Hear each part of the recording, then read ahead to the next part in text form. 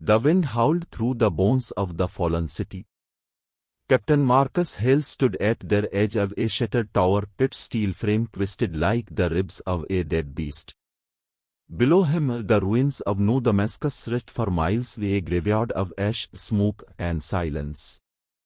Once it had been humanity's proudest colony on Trust 4. Now it was the scar that proved the predators had come, killed, and left nothing breathing. Yet against all odds, a few had survived. Hale's visor flickered with static as his suit filtered the poisonous air. The wind carried a low hum, the faint electrical whisper of ruined machines and circuits. Somewhere in that sound he swore he could still hear the echoes of screams the day the sky had burned red and the aliens descended like living blades. He shut the memory out and soaked into his calm. Read a report. Static, then a voice crackled back. Sector 12 clear, a cap. Found 3 more of their corpses, still twitching. Guess their armor doesn't know when to quit. Sergeant Jackson Reed emerged from the dust moments later, dragging a metallic carcass behind him.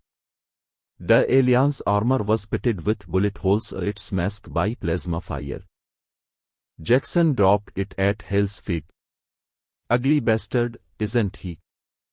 Hale crouched, studying the corpse. Its eyes, small, red and glassy, stared blankly at the sky. Ugly doesn't matter. They bled. That's no, Jackson muttered, wiping his hands. I thought these things didn't even have blood. Just black oil and bad intentions. Their motto, Hale said. That's all we needed to know. From the rubble nearby, a thin, pale man climbed out of what used to be a clutching to his chest. Dear Elias, Theon moved carefully, his breathing labored from the thick dust. His face was smeared with soot, his eyes sunken from sleepless nights. He approached without a word and crouched beside the alien's head. I've been studying their neural mesh, he said quietly, connecting a cable from his pad to the predator's armor. It's not just technology, it's a living system. Every soldier connected, every kill recorded in their shared memory. They feel each death through it. Jackson raised an eyebrow. So when we drop the rest know. Exactly, Theon said, a voice trembling slightly. They feel it. Pain, fear, rage, it spreads like infection through the network. They're not emotionless monsters. They're just not used to losing. Hale's gaze hardened. Then maybe we can make them remember what loss feels like. The sky above rumbled. A storm was gathering, sheets of grey lightning dancing across the distant horizon. Hale watched it, thinking of how small humanity was compared to the machines in orbit. The predators' warships were still out there somewhere beyond the clouds, silent and waiting. They could strike again at any moment. How many of us are left? He asked. Theon replied softly. That includes the wounded. Hale said nothing for a long moment. Survivors out of 8,000 colonists. Men who refused to kneel even when the ground itself seemed to reject them. Jackson broke the silence first. We can't keep hiding in the ruins forever, Cap. If they come back, this be a tomb before we blink. We're not hiding, Hale said. His voice was calm, steady, the way it always was when he'd already decided on something dangerous. We're waiting. Theon's right, if they share what they feel, we can use that. Fear cuts both ways. Theon hesitated. You want to weaponize emotion? That's unpredictable, Marcus. It could backfire. It's all we have left, Hale interrupted. We're not going to outgain them. But if we can make them hesitate, even for a second, that's enough. Every second buys us a life. A gust of ash swirled between them, whispering against Hale's armor like dry leaves. He knelt, brushed a hand across the ground where human bones jutted from the dirt. They came here thinking we'd kneel. They don't understand what happens when you corner us. Jackson gave a grim grin. We bite. Theon looked down, guilt flickering across his face. I never wanted this war. I signed up to build colonies, not graves. Hale's eyes softened for the briefest moment. None of us did. But if we stop now, that's all humanity will ever build again. The storm rolled closer, thunder cracking across the ruined horizon. Hale turned to his men. Get everyone ready. We move at dawn. Move where? Jackson asked. North, Hale said. The comms relay tower. Theon can use it to hijack their signal. If they feel each death, let's give them something to feel. Night fell fast. The survivors made camp in the hollow of a broken transit tunnel. Fires flickered in all drums, their light reflecting off dented armor and hollow eyes. Men spoke in low voices, swapping pieces of old trees, earth, families, things that no longer existed. Hale sat apart, sharpening a blade against stone. Each strike of metal against rock echoed like a heartbeat. Theon sat beside him, eventually silent for a while before speaking. You still believe we can win this? Hale didn't look up. Winning's not the point. Making them remember us, that's what matters. Theon nodded slowly, understanding. You think they'll come again? They always do, Hale said. Predators don't stop until they've proven dominance. But this time, they're going to learn something new. The air trembled suddenly with a distant sound, a low, rolling hum that vibrated through the ground. The men froze. Jackson raised his rifle and looked up through the tunnel's cracked ceiling. Fuck! The warship Blood Rain hung in orbit above Truss 4, its hull scarred and smoldering from the last battle. Inside, silence reigned, a silence thick with failure and shame. Commandant stood before the men, his cloned hands clasped behind his back as he stared down at the grey planet that had defied him. The human colony was supposed to be an easy hand, another name to carve into the chronicles of conquest. Instead, it had become a wound that refused to heal.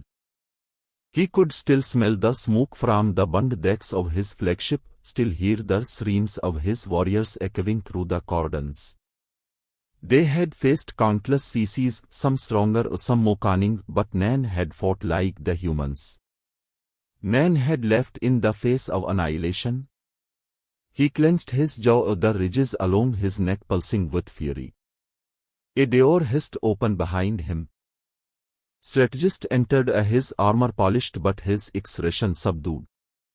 His voice carried the calm precision of one who measured victory and failure alike as data. Commandant, the council demands explanation. They question how an unarmed colony crippled your entire division. Turned, his eyes burning. An unarmed colony?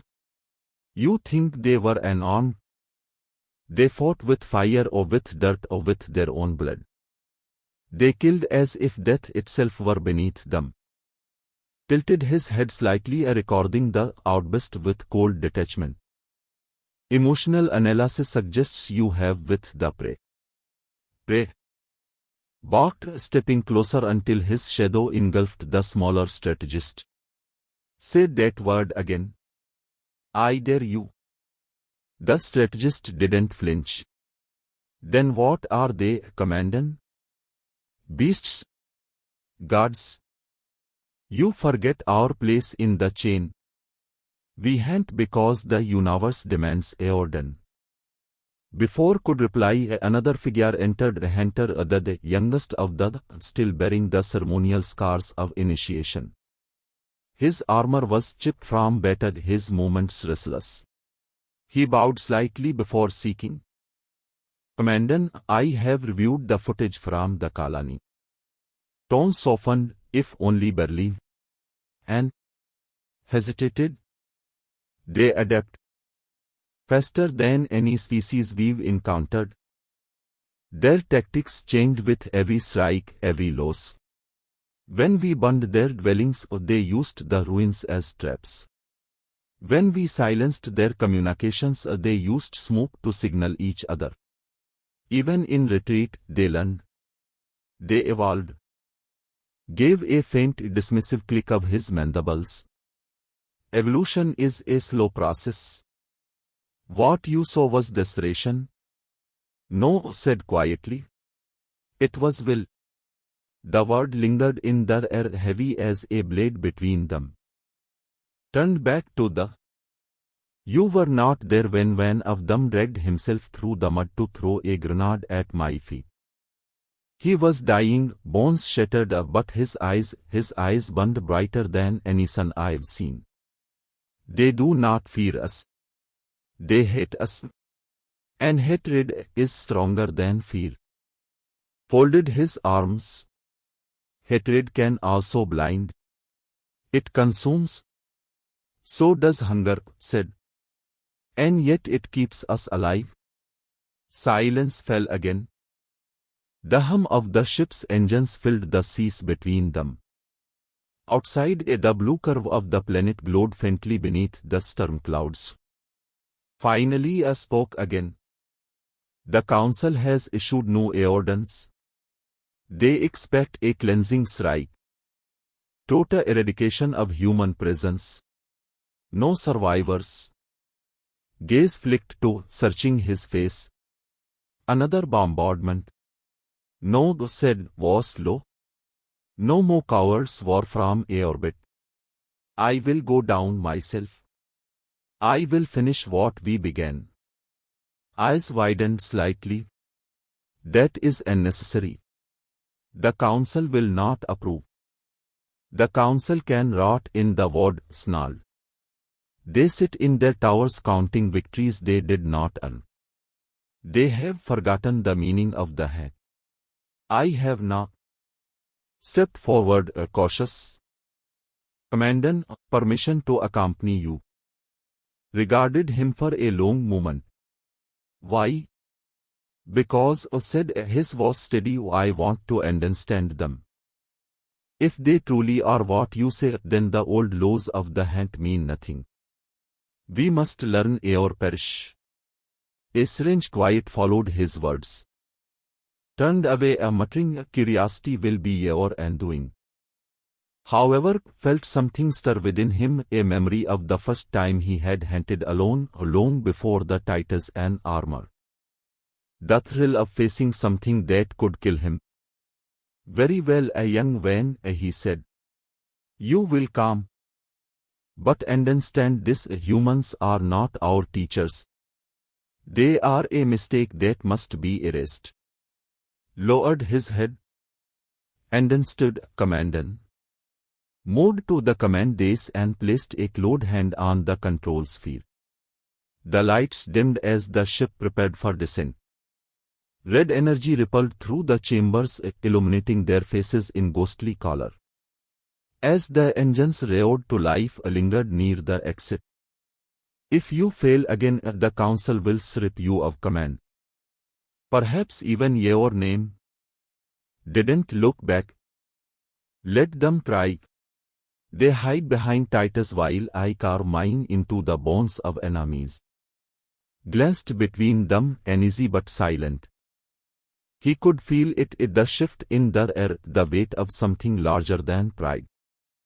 For the first time, he wondered if their kind truly understood what they were fighting. The ship shuddered as the descent sequence engaged. Flames licked across the hull as blood rain caught through the clouds, entering the poisoned atmosphere of Tress-4. The metal walls groaned under the strain, every vibration a heartbeat echoing through the crew. Stood and moving, eyes fixed on. The tunnels beneath New Damascus were dark and alive with echoes, meta groans, a distant thunder, and the steady rhythm of boots pressing through ash. Captain Marcus Hale led the column with his rifle raised, every muscle strung tight as wire. The deeper they moved, the less the wind reached them and the more the air smelled of oil and decay. Above, the sky had begun to scream again, an unmistakable sound of alien engines breaking the clouds. The predators had returned. Sergeant Jackson Reed followed close behind, checking each corner with a sharp, mechanical motion.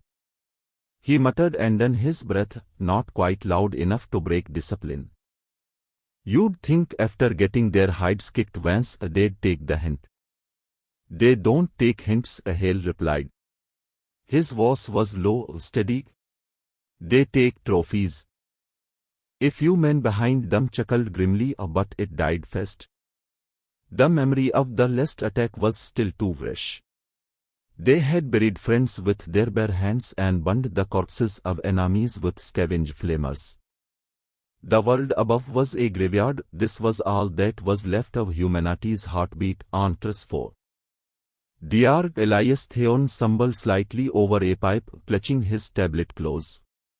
His face glowed in the blue light from the screen, flickering with alien code. "Their signal network is active again," he said.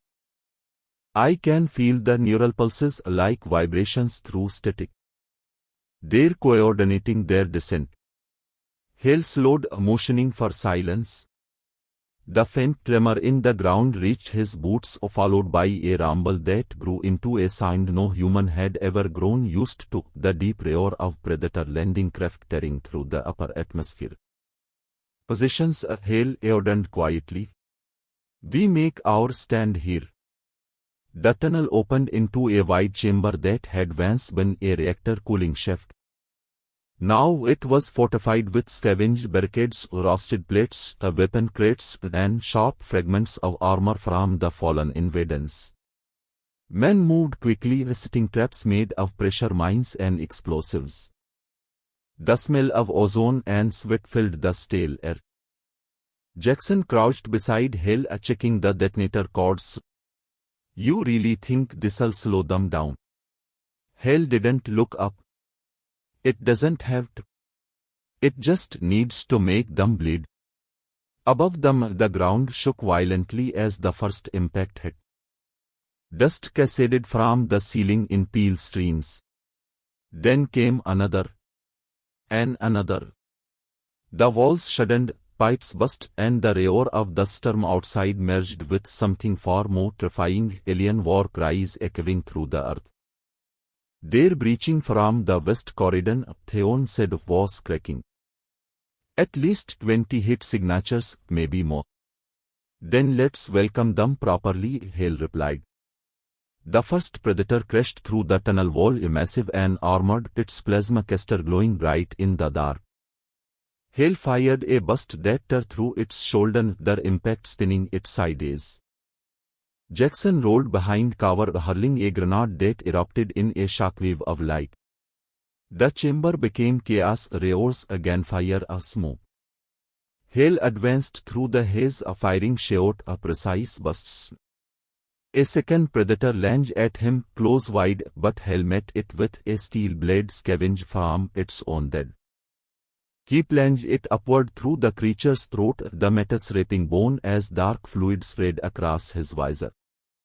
"Two down," Jackson shouted over the nose. 18 to go. Keep them guessing."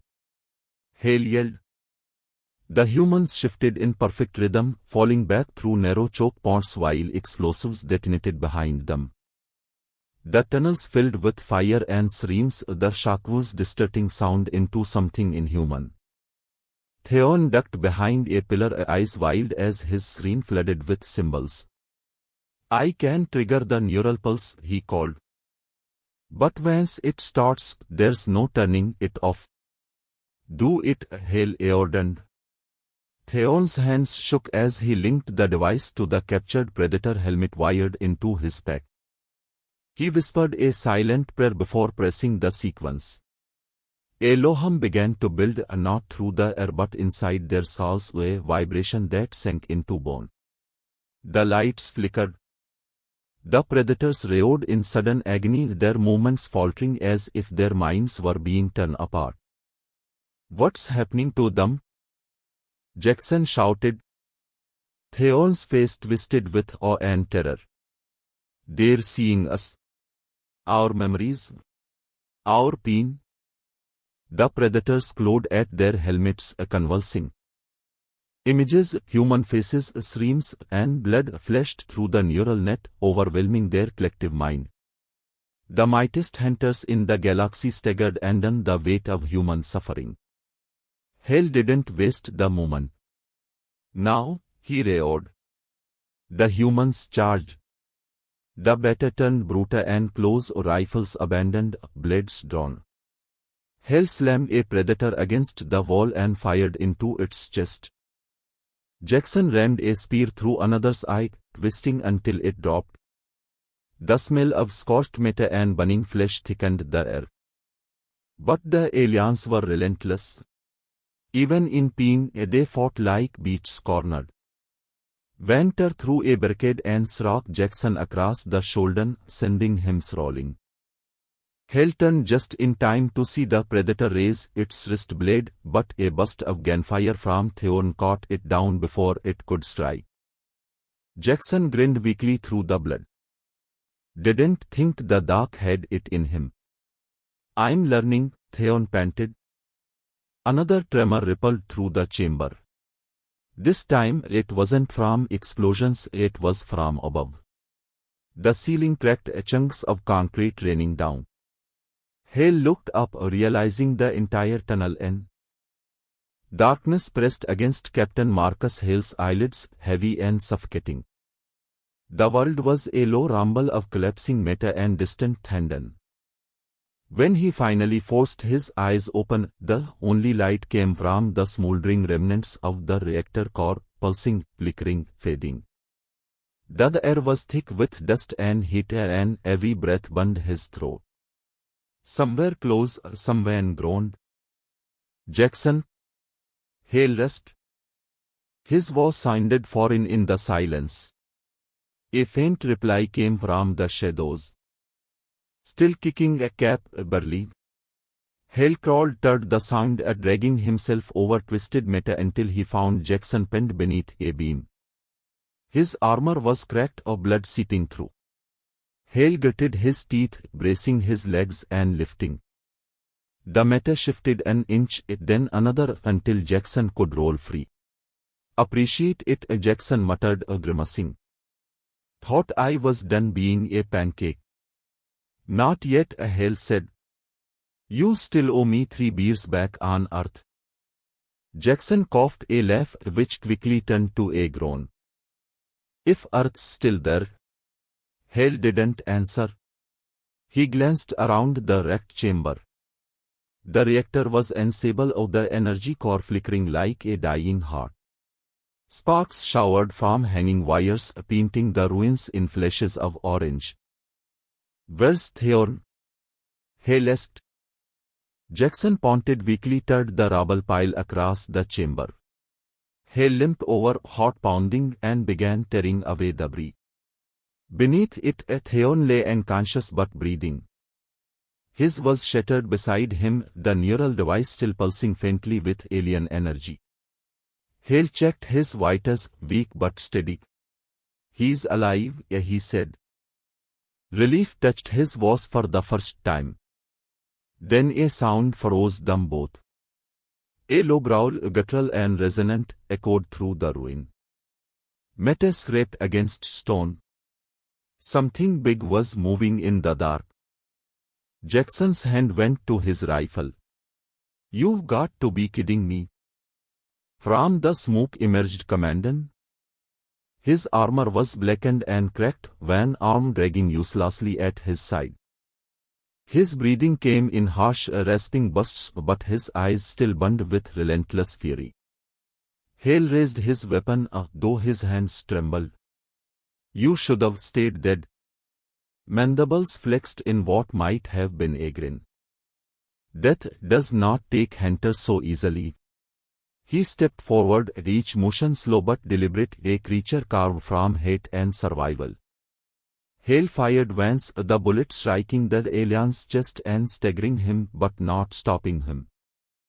Another shot rang out, then another, until the magazine clicked empty. Kept coming. Hale tossed the rifle aside and drew his knife. Fine, he muttered. Let's finish it the old way. The two collided in the center of the chamber with the force of animals. Hale's blade slashed across side, the alien roared and struck him hard enough to send him rolling. Peen shot through Hale's ribs, but he rolled, avoiding a blow that split the ground where his head had been. He came up swinging, driving the knife into thigh. The alien bellowed, claws flashing, and the knife span away into the dark. Jackson tried to rise, rifle shaking in his grip. Cap! Stay back! Hale shouted. The predator lunged again. Hale caught the strike, his hands gripping wrist, the claws inches from his throat. Every muscle screamed. Blood trickled down his temple.